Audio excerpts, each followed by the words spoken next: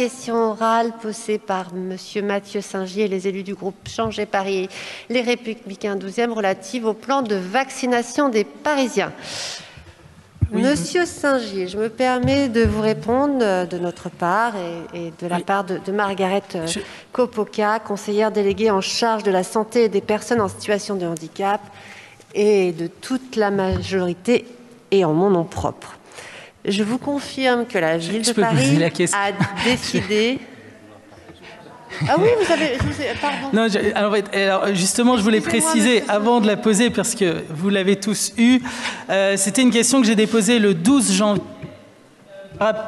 Ma question portait effectivement sur l'installation éventuelle d'un centre de vaccination. Elle concerne la vaccination, donc je pense que ça intéresse tout le monde. Et entre-temps, donc le 14 janvier, l'ARS et la préfecture de police ont produit un communiqué de presse expliquant qu'il y aurait 2 centres de vaccination dans le 12e arrondissement. Donc je vais un peu la nuancer, effectivement. Je n'ai plus de questions sur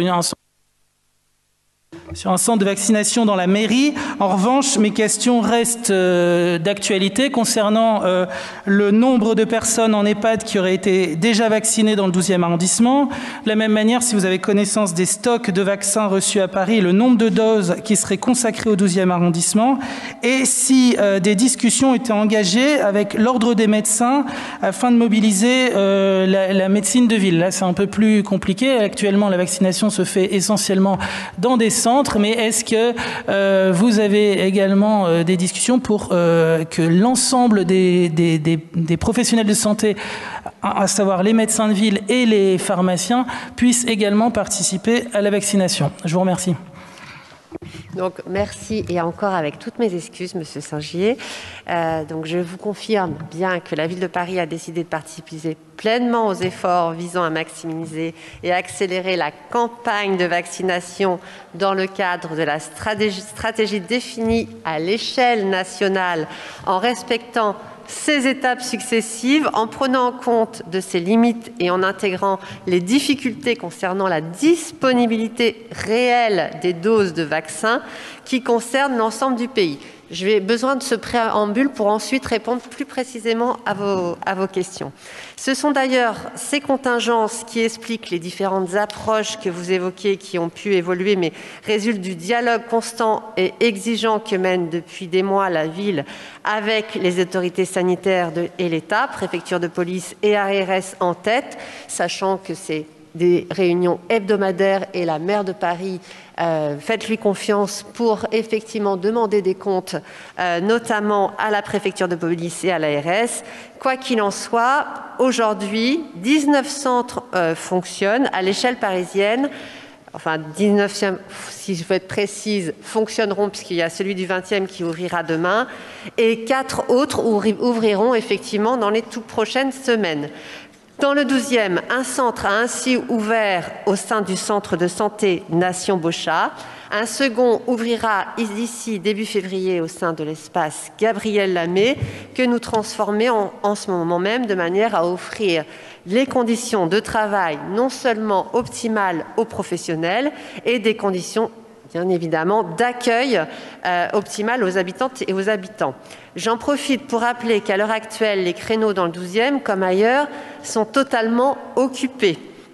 Tant les attentes de nos concitoyens et concitoyennes âgés de plus de 75 ans ou considérés comme vulnérables sont particulièrement fortes. Il a fallu moins de 2 heures pour que tous les créneaux ouverts à Paris soient complètement saturés.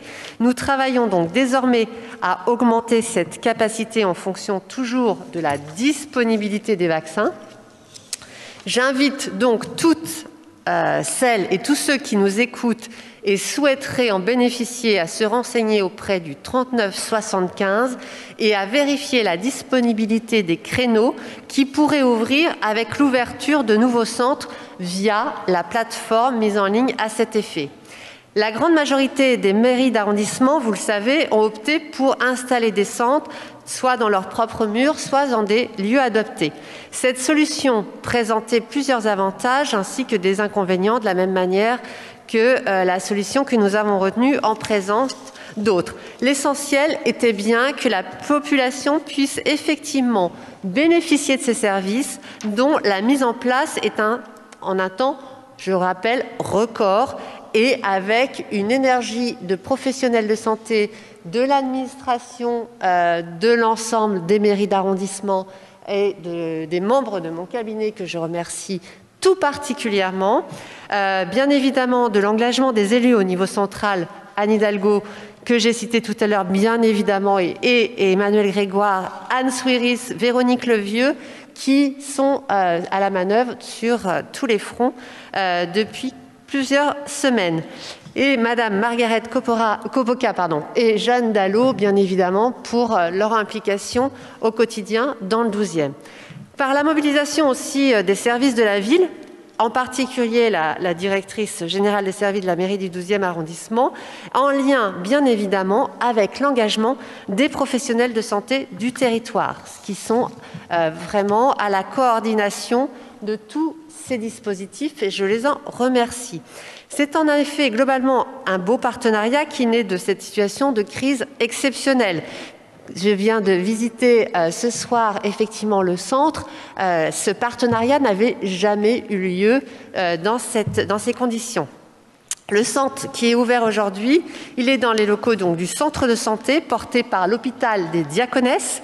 Il est animé principalement par des médecins et infirmiers libéraux, en particulier par le docteur Thomas, qui n'a pas compté, et là Jeanne Dallot pourra le préciser, ni son temps, ni son énergie pour que ces centres de vaccination voient le jour. Et je salue vraiment son engagement au service de la santé de nos habitantes et habitants. Et il tourne sur le plan pratique, notamment grâce à l'implication des agents de la ville et de la mairie du 12e. On en sait quelque chose pour mobiliser nos propres personnels pour qu'il y ait cet accueil. Vous avez aussi les agents de la DPSP qui sont là pour la sécurité, mais surtout pour effectivement accueillir et informer, sensibiliser les publics qui arrivent et qui peuvent se trouver démunis car pas de créneau. Et en attendant demain de possibles volontaires, puisque de nombreux citoyennes et citoyens veulent contribuer aussi à cette opération. Donc vous avez bien vu que c'est vraiment une mise en route et une mise en musique, si je peux me permettre, qui est extrêmement complexe, mais qui se met avec la bonne volonté de professionnels, de bénévoles qui là aussi, innove et compose selon cette situation. Cela répond donc à une autre attente de votre question aussi. Des discussions sont effectivement en cours pour renforcer encore l'implication de l'ensemble des professionnels de santé. Oui, la ville de Paris y prend part avec sa légitimité et ses compétences propres. Simplement, cette implication et ses modalités pratiques dépendront évidemment de ce qui permettront le nombre de vaccins. Encore une fois, c'est quand même le nerf de la guerre et les contraintes techniques qui les accompagnent. Je le redis, c'est aujourd'hui le principal défi, c'est d'avoir des doses vaccinales. En l'absence, pour répondre à une autre partie de votre question d'EHPAD du CASVP de la ville dans notre arrondissement, je ne peux vous renseigner sur le nombre de leurs résidents étant vaccinés. Ce n'est pas faute d'avoir demandé aux EHPAD privés qui sont sur notre territoire, parce que j'aurais aimé avoir cette information et j'aurais adoré vous la diffuser ce soir. Ils bénéficient aussi de leurs propres canaux de livraison. J'ai déjà demandé à plusieurs directrices et directeurs d'EHPAD, notamment de Rothschild, d'avoir au moins une information sur une capacité de vaccination et surtout de personnes renseignées. Or, je n'ai absolument aucune information. Je peux toutefois vous dire qu'hier après-midi, après quelques heures de lancement et de calage, 35 personnes, dont une habitante de 88 ans, puisque ça a été devenu un peu notre égérie, Muguette, que je salue parce que par sa bonne humeur et sa patience, elle a pu être vaccinée dans le centre donc Beauchat, et qu'aujourd'hui, là je vous donne le chiffre en primeur, puisque nous venons de l'avoir, 114 personnes ont été vaccinées. Une très belle réalisation, donc dans des délais et dans une situation, encore une fois, totalement inédite, qui, je le redis, a vocation à évoluer en fonction de la stratégie vaccinale. Vous avez bien compris que nous sommes prêts à accueillir plus de doses, et celle-ci, elle est décidée à l'échelle nationale, et de la disponibilité, bien évidemment, aussi des types de vaccins concernés.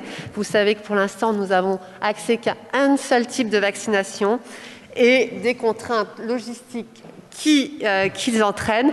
Mais vous l'aurez compris, on est particulièrement sur le pont pour mener au mieux, vraiment au mieux, cette campagne de vaccination, parce qu'on sait aussi que ce sera notre porte de sortie et que l'espoir qu'on espère dans 2021 et que je vous renouvelle encore, voilà, on sait que ça passe aussi par la vaccination. Je vous remercie. Je vous remercie aussi pour encore une fois, votre participation.